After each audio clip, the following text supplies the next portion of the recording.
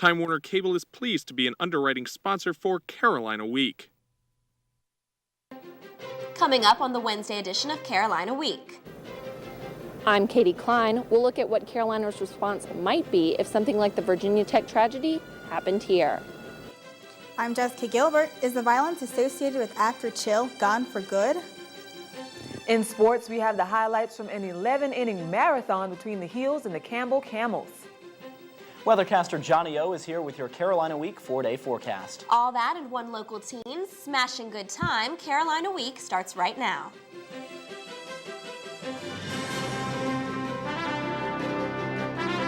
From the School of Journalism and Mass Communication at the University of North Carolina at Chapel Hill, this is Carolina Week.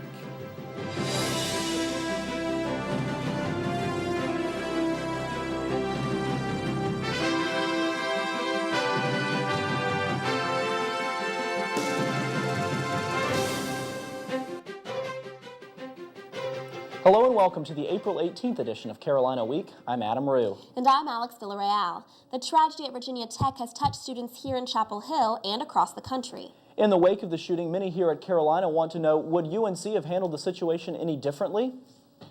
We begin our team coverage with reporter Katie Klein, who's been following up with university administrators to see how they might handle a situation like the one in Blacksburg. Katie? Adam, it's the largest shooting in U.S. history, and although it happened 3 hours away, many people in Chapel Hill are wondering, what if it happened here? And I kept thinking about it could happen here, it could happen anywhere. UNC students can't help but think, what if? And just kind of, really terrifying, just that whole sense of uncertainty. Candlelight illuminated the wave of Hokie Orange as hundreds gathered in the pit Tuesday night to support a Virginia Tech community dealing with tragedy. To uphold one another. 33 people are dead after a student went on a shooting spree through the Blacksburg campus on Monday. He started in a residence hall about 7:15 a.m., killing 2 people and wounding several more. The building holds more than 800 students, which is similar in size to Hinton James Dorm here at UNC. About 2 hours after the initial shooting, students and faculty received an email only cautioning them. But within 9 minutes, students heard more shots coming from Norris Hall, an engineering building across campus. These 2 buildings are about as far apart as Hinton James is from Kenan Stadium. After killing 30 more people, the shooter turned the gun on himself. Officials then sent another email and phone messages telling people to stay inside. It's an ACC school, a college town, and a campus of 26,000 students. It's a beautiful campus. It actually reminds me a lot of here. It's just really shocking. For some UNC students, the past few days have been reminiscent of when their own security was shattered a little more than a year ago, when a former student drove an SUV into the pit. It's been an emotional day. I just feel like, it wasn't too long ago that we were here in the pit for our own tragedy. Department of Public Safety Interim Director Jeff McCracken says campus officers are trained in active shooting situations. But DPS will analyze Virginia Tech's police response. We will want to examine that as it relates to our campus and determine what we can glean from that would improve our safety here. Student Body President Eve Carson wants to reevaluate campus communication. Besides an informational right now or an emergency letter from the chancellor, there's not much we can do to get in touch with students. And obviously that was a problem they faced at Virginia Tech. But regardless of your level of training, I don't think anybody's prepared for a situation like that. There's no campus in the country that would be overwhelmed with an incident like that. The shooting also hit close to home here in Chapel Hill. 35-year-old Christopher James Bishop taught German at Virginia Tech. But before that, Jamie, as he was known by his friends, worked at UNC's Office of Arts and Sciences Information Services from 2000 to 2005. And colleagues here at Carolina say it's its enthusiasm that will be missed the most. Katie, thanks. The Virginia Tech shooting brought back memories of another event from last spring, the shooting at After Chill, the unofficial follow-up to the former Apple Chill celebration. We continue our team coverage with reporter Jessica Gilbert. Jessica? Adam, we're coming up on the 1-year anniversary of the shooting on Franklin Street that ended what was once a peaceful tradition in Chapel Hill. Shots rang out, causing this scene at last year's unofficial gathering, After Chill. The family-friendly event, put on by vendors and artists, turned violent in the hours after dark. Police broke up several fights and barricaded the streets, leading town council to end one of Chapel Hill's oldest street fairs. Owner of Shrunken Head Boutique for 38 years, Jenny Wren, was glad to see Apple Chill go. It just got out of hand. We used to have a lot of violence on West Franklin, and that seemed to have moved up, and last year was the result of all that. Traditionally, Apple Chill helped local businesses, but that changed. Enough was enough. We weren't open during Apple Chill. We used to be, but the past 5 years we didn't because it was just too much of a headache. And students were also worried about their safety. Fear instilled with people on campus not wanting to go around campus, not being able to go up on Franklin Street or leave your dorm and walk by yourself. The solution to the absence of Apple Chill? Some are pointing to UNC basketball, holding a parade to honor the team, or a summer concert series already approved by the Chapel Hill Town Council. Whatever it might be, some Chapel Hill residents are ready to see a new tradition on Franklin Street. Even though the tradition of Apple Chill has ended, the After Chill tradition hasn't died. Organizers are distributing flyers proclaiming the return of After Chill this Sunday in Roxborough. Thanks, Jessica. Carolina Week will continue to monitor the After Chill situation, as well as any procedural changes made by DPS in response to the Virginia Tech shootings. One new development in the VT shooting case, a district court clerk has told CNN that the killer, Jo Sung-wee, was declared mentally ill and an imminent danger to others in 2005. We will continue to follow this developing story. Moving on to other local news, some area residents are still in the dark after Monday's deadly storm tore through North Carolina. The strong gusts knocked over a stop sign and a barrier and ripped this banner in front of Memorial Hall. Winds also led to power outages throughout campus, though the campus does have power now. UNC police officers directed traffic and crews worked hard to get things back in order. Still, 2 days later, Duke Power, which services most of North Carolina, is still trying to get all the lights back on. There are currently 221 customers without power here in Orange County. More than 20,000 Duke Power customers are without power throughout the Carolinas. The company estimates Orange County will have full juice by tomorrow at 5 p.m. High stress levels remain a huge issue on college campuses. About a third of 80 American universities surveyed reported increases in the number of students seeking help for anxiety disorders. Health reporter Sarah Whitmarsh has more. UNC's Counseling and Wellness Services saw a 50% increase of students seeking help from 2000 to 2004. And so if you start to feel anxious or stressed... Psychologist Dan Darnell says stress and anxiety prompt many students to come in. The academic stress is accumulating, and it keeps accumulating, of course, up until finals.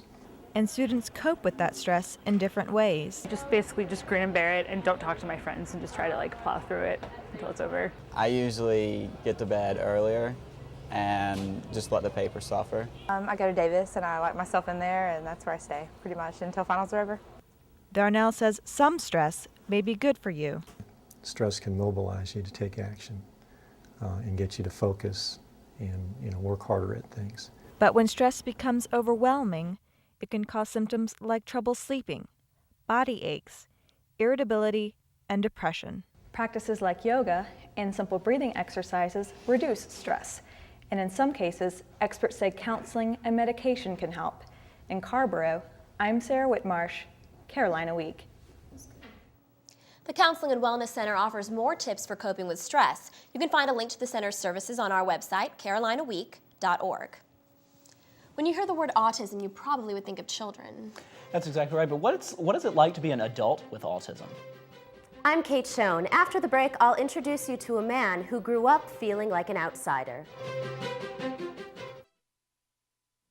I hang out with a pretty trashy circle. The circle that helps this circle by recycling trash. We sort glass, plastic, separate cans, stack newspapers and magazines. Now, thanks to us, there are lots of products made from things we've already recycled. This cereal box wants your Sunday paper.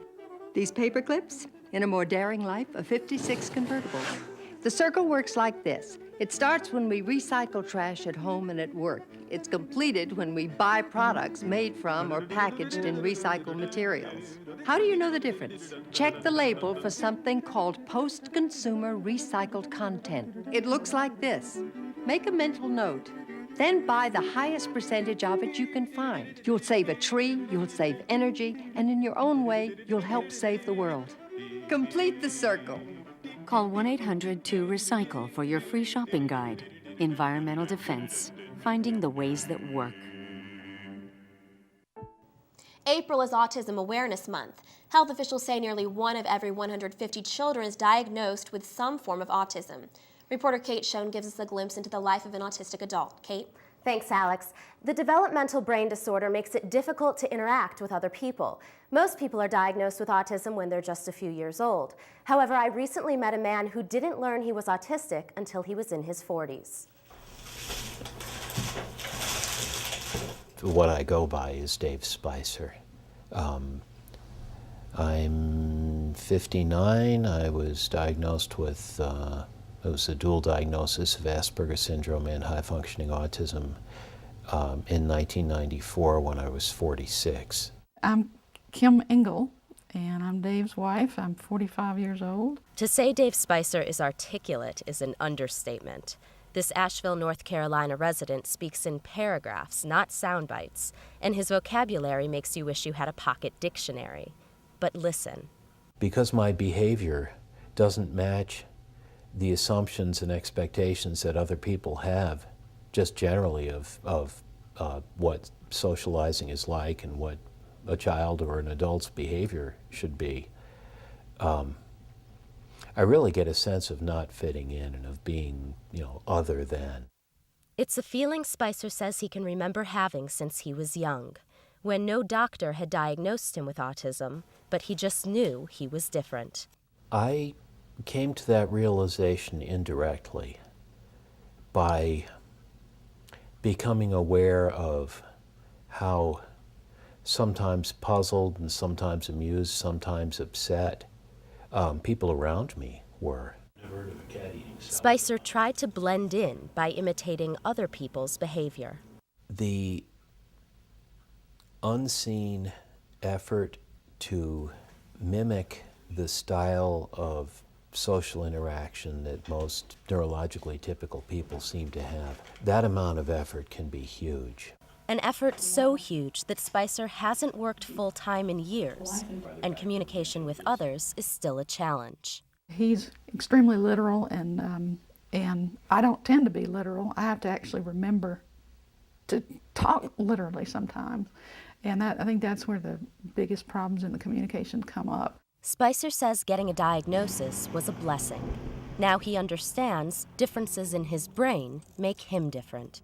Autism can be appreciated. Life with autism can be made better. Life outside of autism can be enriched. Spicer says his effort to function in the non-autistic world is like being a duck, calm on the surface, but paddling like mad underneath. Alex? Kate Schoen live in the studio. Thanks, Kate. It's a safe bet most of us have never seen the human body like this before, and be aware some of these images are graphic. An exhibit at the streets of South Point show the intricate workings of our bodies in a way that textbooks never could. The displays contain real bodies, organs, blood vessels, and nerves that have been through a special preservation process.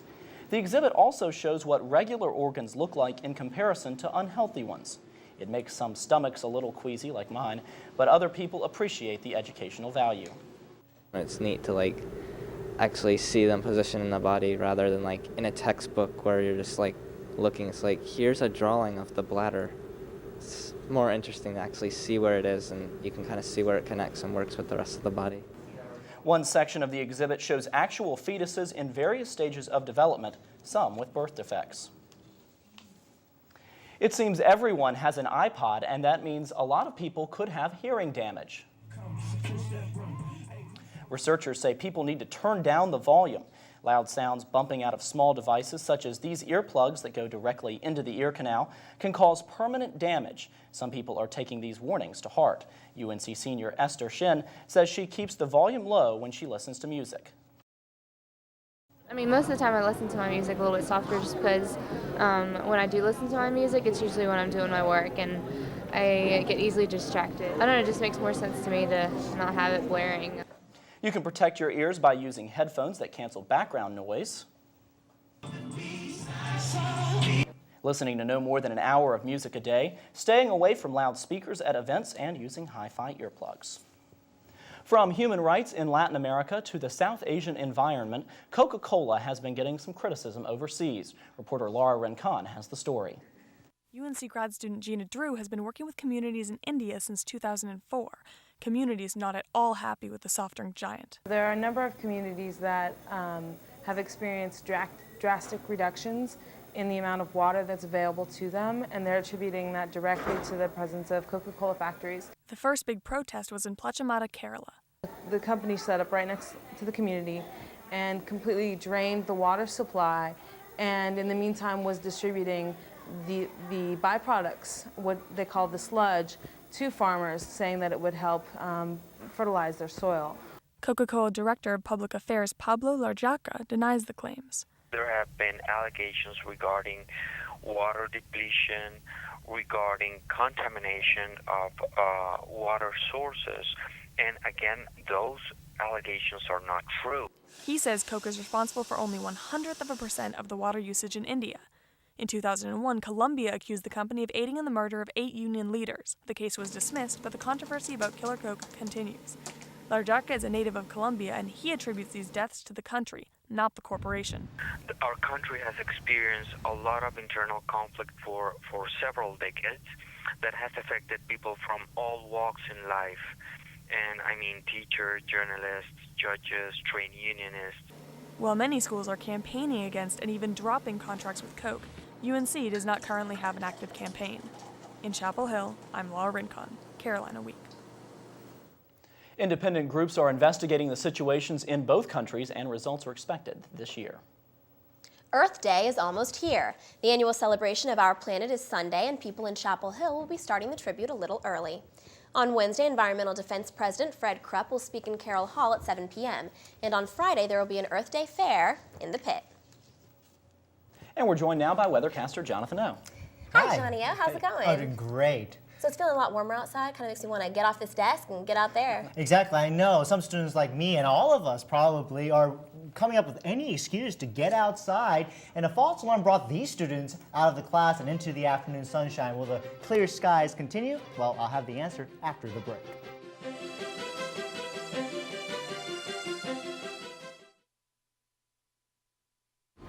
You know, this used to be a good neighborhood. Now it's a mess. You got all these polyps running around. Sneaking to the devil.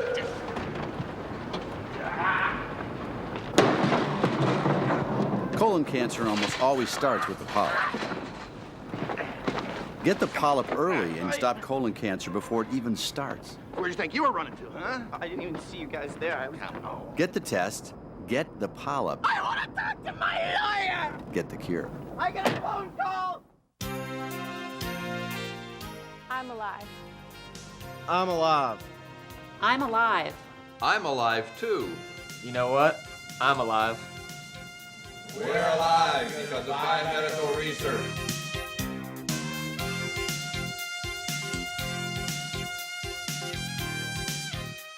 Biomedical research saves lives. North Carolina Association for Biomedical Research.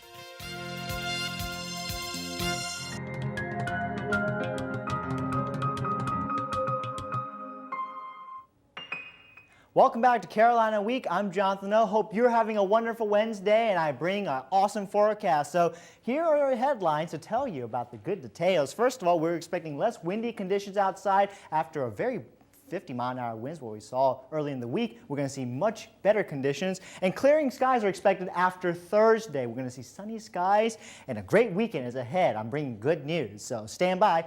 Let's take a look at the trip by going to the next red Doppler radar, the Storm View Doppler radar, and we're taking a look. Notice that there are a few showers around the state of North Carolina. Those are the leading edges of a system that's moving toward our area. Taking a large look at the map, notice that there's a lot of different showers and storms building to the west of us. We have a low pressure system located right over Tennessee, and then we have another system located right here down between Alabama and Georgia. And there's a cold front that's drawing right down here. Let me draw this on here. There we go. And these two systems are on their way, and we're going to be seeing some chance of rain for tomorrow on Thursday, but then after that, things are going to start clearing out, and there's good news. Let's take a look at our next system. This is a new computer model that we have available for you. It's the Gfs model, and it allows us to go in increments of time in the future to tell you what we can expect for our weather. This is 2 o'clock this evening for Thursday morning, and notice that we are already seeing some leading edge of the storm entering our area, and we're going to see a slight chance of rain and some storms. But let me tell you what the surface features are here for the evening hours. We're going to have a low pressure system located right down here off the coast of South Carolina, and a cold front that's straight right behind it over Florida. Let's see if we can get this drawn. There we go, right down there. And along with that, we also have another system that's located right here, drawn all the way to Virginia. And that is actually part of the system that is finally getting out of here. That brought us a lot of wind and rain. And let's get rid of all these features and put this into motion. Notice that the system is starting to develop, but it's going to get out here really quickly because by Friday and Saturday, notice, clear skies, no precipitation is expected.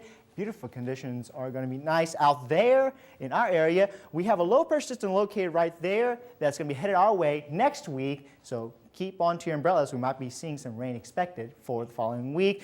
But until then, we have a high pressure system located right north of us that's going to bring us some really warm air, and it's going to feel absolutely fantastic for this coming weekend. So let's take a look at your forecast. However, we have one night and one day of some chances of rain. Clouds are building up tonight. Lows will be in the 40s. Tomorrow, our highs will be into the 60s. It's not going to be quite as warm as, can we advance to the next slide here there we go. Slow computer sometime. Rain conditions are expected for tomorrow, and then here's your 4-day forecast. Good news.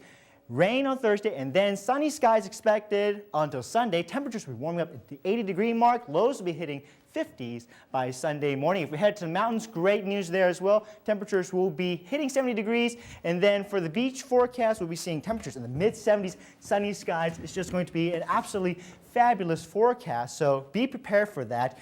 But I just want to say, no matter how great the weather is, I'm going to tell this to our two ladies who are going to be departing from us this semester, that, no matter how nice the weather is, no one's going to be quite as nice and warm and gentle as y'all are. So we're going to miss y'all, but it's the last time that I'll be able to work with y'all for this semester, so take care. We'll miss you, Johnny. It's been a pleasure. Oh, yes. Take care. All right. Thanks again. And now we're joined by sportscaster Deshaun Brown. Nothing could be sweeter, Deshaun, than some ACC championships this spring. Absolutely. We have track coming up, men's, women's tennis, golf, crew.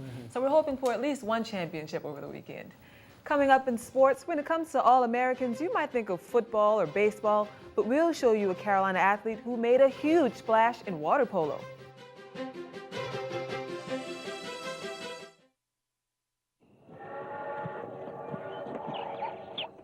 Global warming. Some say irreversible consequences are 30 years away. 30 years? That won't affect me.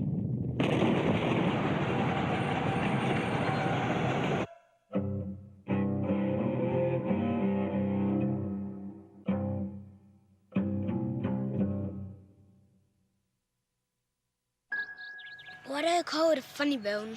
Why can't penguins fly? Like a sea safety. Can we go to the moon on vacation? If you think it's tough answering these questions, imagine the ones you'll get if your child is diagnosed with cancer. CureSearch.org can help. It's run by doctors and scientists whose research has led to an overall cure rate of 78%. You're not as alone as you feel.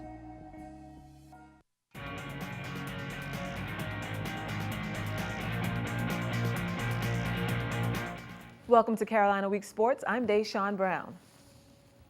Now, the Heels got a little more than they bargained for Tuesday night at Boshamer Stadium against Campbell University. The Heels were down 4-1 through 5 innings, but rallied to tie the game twice. The work didn't stop there. Campbell had an answer for every tie, scoring the run here. The Heels scrambled to keep up as the game went into the 10th inning, but it was UNC freshman Kyle Seager who sends the home run well over the right field wall to tie the score at 5. Oh, but don't celebrate just yet. The Camels would score 2 runs in the 11th to seal the win 7-5. After the game, UNC head coach Mike Fox told his players they can't overlook the smaller teams. You can't take anything for granted in this game, and it's a bad loss for us. I mean, any way you look at it, it's a bad loss. Carolina has a long roster of professional athletes, and not just in basketball and football. Sports reporter Brandon Curry sat down with one athlete who had to leave the States to go pro. Well, when I first came to Carolina, I wasn't even aware that there was a club water polo team, so I had decided I was just going to at least swim for a while and then maybe try to go to another school. But at Fall Fest, actually, I came across the water polo table, decided to give it a try. Thank you, Fall Fest. Because of you, UNC's water polo team torpedoed to the top. We won the Atlantic Conference sophomore year. Then at Club Nationals, we ended up finishing 9th. So for a short period of time, we were ranked 9th in the country, which is pretty amazing for an East Coast team. Amazing is the word to describe Adrian Cummins, two-time Atlantic Division Player of the Year and 2006 First Team All-American, which is interesting because that is not an American accent. I'm from Barbados, which is in the Southeast Caribbean. I'm pretty small, about 277,000 people. Basically, everything you've heard about paradise, except I get to live there, I guess. Going from paradise to the southern part of heaven isn't too bad, but Chapel Hill is lacking experienced water polo players. Well, I guess the benefit of growing up in Barbados is that I was swimming since I was about 3 years old, and most of the guys on the team, we all grew up swimming together. So our style of play is a lot faster, whereas at Carolina, since we have a lot of people coming in that have never played the sport before, we try to build more from the ground up. So teach the fundamentals, instill a certain level of discipline, and then just work on our execution. At the end of this season, Adrian swims off into the sunset. In Chapel Hill, I'm Brandon Curry, Carolina Week Sports. And guys, next year, Adrian will travel to Australia to join a professional water polo league. Sounds like a pretty cool career. Deshaun, thanks. Kids love to play with paper mache. But many of us outgrow that by the time we reach college age. Not this guy, though. We'll show you what he has in the mix when we come back.